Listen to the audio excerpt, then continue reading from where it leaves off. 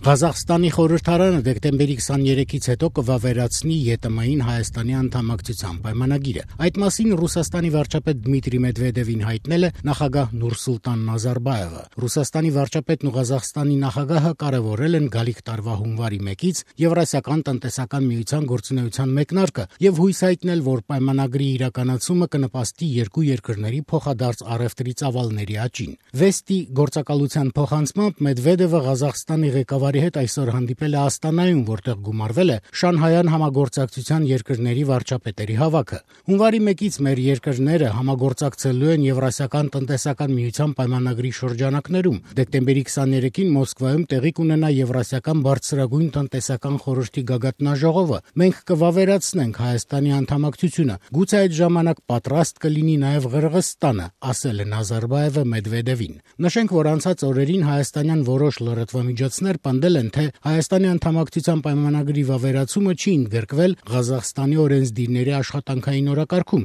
ինչը նշանակում է, թե իբր Ղազախստանը այդպիսով եթե ոչ բոյկոտում, ապա առնվազն հետաձգում է Հայաստանի անդամակցությունը։ Ղազախստանի խորհրդարանը ունի երկու պալատ։ Մաժիլիսը այսօր, չնշելով կոնկրետ ժամկետներ, հաստատել է, որ օրակարգում ընդգրկում է վավերացում ենթադրող երկու փաստաթղթերի քննարկումը։ Մեկը Եվրասիական տնտեսական համագործակցության լուծարման մասին պայմանագիրն է, մյուսը Եվրասիական տնտեսական միությանը Հայաստանի անդամակցության պայմանագիրը։ Նշենք, որ անցած չորեքշաբթի օրը դեկտեմբերի 10-ին Սերժ Սարգսյանը հեռախոսով զրուցել էր Նուրսուլտան Նազարբաևի հետ։ Հիշեցնենք, որ հենց այդ օրը Ռուսաստանի պետական դուման վավերացրել է Եվրասիական տնտեսական միությանը Հայաստանի անդամակցության պայմանագիրը։ Դեկտեմբերի 10-ին Սարգսյանը եւ Նազարբաևը քննարկել են հայ-ղազախական հարաբերությունների զարգացման եւ Եվրասիական տնտեսական միության շրջանակներում երկու երկրների համագործակցության հարցերը։ Հայաստանի խորհրդարանը Եվրասիական տնտեսական միությանն անդամակցելու պայմանագիրը վավերացրել է դեկտեմբերի 4-ին։ Այժմ այն պետք է վավերացնեն Ղազախստանի եւ Բելարուսի օրենսդիրները։